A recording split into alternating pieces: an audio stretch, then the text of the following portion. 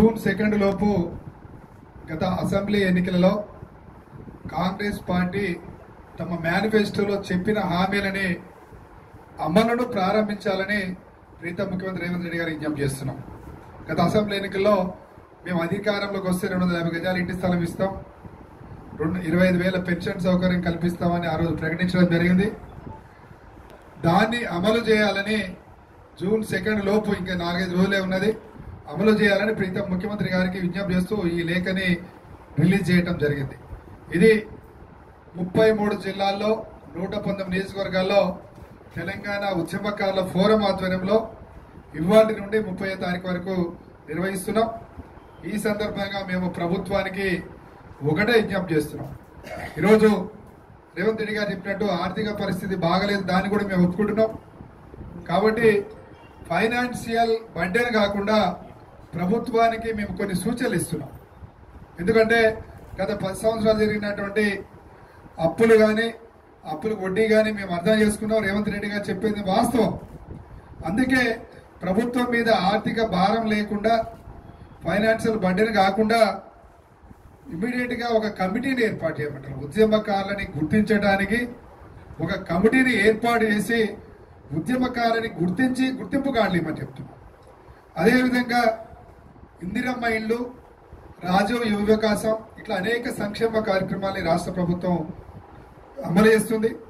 ఆ సంక్షేమ పథకాల్లో 20% కోటా ఇస్తే ప్రభుత్వానికి ఎటువంటి బడ్డెన్ లేదు. కాబట్టి ముందుగా వీటి మీద దృష్టి పెట్టాలని ప్రభుత్వాన్ని విజ్ఞప్తి చేస్తున్నాం. అదేవిధంగా మీరు చెప్పినట్టు 250 గజాల ఇంటి స్థలం కూడా ప్రభుత్వానికి ఎటువంటి బడ్డెన్ లేదు. ఎందుకంటే ఈరోజు లక్షలాది ఎకరాలు తెలంగాణలో ప్రభుత్వ భూములు ఉన్నాయి. ప్రతి జిల్లాలో కూడా లక్షలాది ఎకరాలు ప్రభుత్వ భూములు ఉన్నాయి. వాటిల్లో ఉద్యమకారులకి ఇవ్వడానికి ఎటువంటి ప్రాబ్లం లేదు.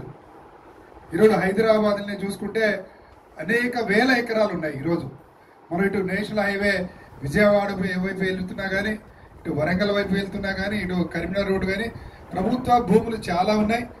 వాటిల్లో ఇవ్వమని అడుగుతున్నాం. అదేవిధంగా మీరు హైదరాబాద్లో ఒక 5 ఎకరాల్లోనే గ్రేటర్ హైదరాబాద్ ఉమ్మడి రంగారెడ్డి జిల్లాకు సంబంధించిన ఉద్యమకారులకు ఇవ్వచ్చు. మీరు ఆ 5 ఎకరాల్లో ఎన్ని ఫ్లోర్లు కడతారో కట్టండి, డబుల్ బెడ్రూమ్ లాగా ఇచ్చినా ఉద్యమకారులు సంతోషపడతారు. ఈరోజు జిల్లాల్లో అంటే మన ప్రభుత్వ భూమి ఇవ్వచ్చు. హైదరాబాద్లో భూమి విలువ ఎక్కువ ఉంటుంది కాబట్టి మీరు అపార్ట్మెంట్ లాగా కట్టి డబుల్ బెడ్రూమ్లు ఇచ్చినా కానీ ఉద్యమకారులు సంతోషపడతారు. ఈరోజు డబుల్ బెడ్రూమ్లు ఒకటి 50 లక్షల 60 లక్షల పైన ఉన్నది. అటువంటి ఇచ్చినా ఉద్యమకారులు సంతోషపడతారు.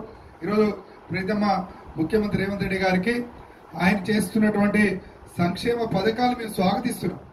ఈరోజు రైతులకు ఇచ్చిన హామీలు కానీ, అదేవిధంగా మరీ ముఖ్యంగా గత 10 సంవత్సరాల్లో నింపని ఉద్యోగాలని 1 ఇయర్లోనే ఈ ప్రభుత్వం ఉద్యోగాలకి, నిరుద్యోగులకి ఉద్యోగాలు ఇవ్వడం జరిగింది. ఇంకా ఒక ఉద్యోగాల మేనిఫెస్టోను కూడా ప్రకటించి, క్యాలెండర్ ప్రకటించి ఉద్యోగాలు నింపుతున్నది. దాన్ని మన అందరూ కూడా స్వాగతించాలి. అదేవిధంగా సన్న బియ్యం ఉన్నది.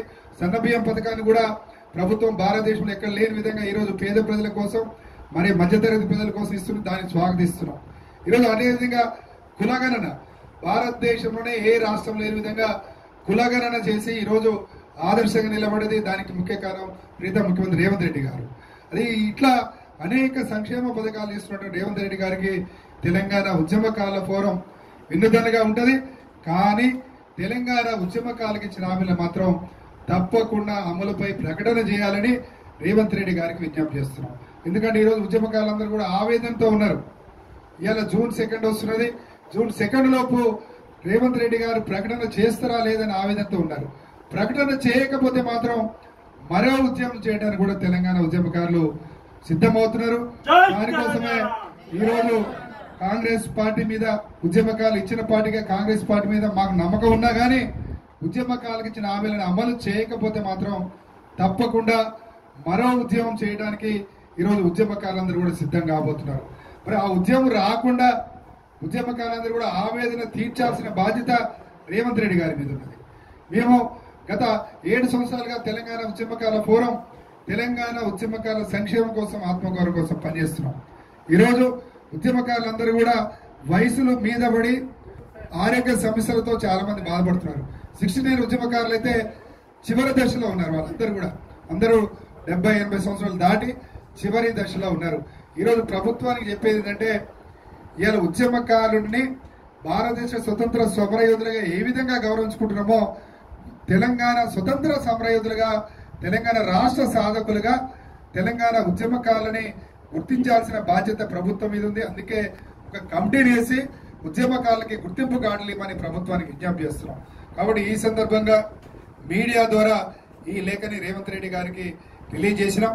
ఈరోజు మా యొక్క రాష్ట్ర కమిటీ, ఉమ్మడి రంగారెడ్డి జిల్లా కమిటీ, అదేవిధంగా గ్రేటర్ హైదరాబాద్ కమిటీ, మా యొక్క మహిళా నాయకురాలు అందరూ కూడా ఈ యొక్క కార్యక్రమానికి హాజరై ఈ రేవంత్ రెడ్డి గారికి ఈ లేఖని మీ మీడియా ద్వారా, ఇవాళ జర్నలిస్టులు కూడా అనేక మంది ఉద్యమకారులు ఉన్నారు, జర్నలిస్టులకు సంబంధించి కూడా ఒక బోర్డును ఏర్పాటు చేయమని తెలంగాణ ఉద్యమకారుల ఫోరం గత 6 సంవత్సరాలుగా అడుగుతున్నది. జర్నలిస్టుల సంక్షేమం కోసం, మరీ ముఖ్యంగా ఆ రోజు తెలంగాణ ఉద్యమంలో తెలంగాణ జర్నలిస్టులు సీమాంధ్ర మీడియాలో పనిచేస్తున్నప్పుడు కూడా తెలంగాణ వాదం కోసం, తెలంగాణ రాష్ట్రం కోసం ఆ రోజు ఉద్యమాలు చేయడం జరిగింది. కాబట్టి కొన్ని మీడియా సంస్థల్లో అయితే ఆ జర్నలిస్టు తొలగించడం కూడా జరిగింది. అయినా వెనుగు తిరగకుండా తెలంగాణ రాష్ట్రం కోసం జర్నలిస్టులు కూడా ముఖ్య భూమికను పోషించడం జరిగింది.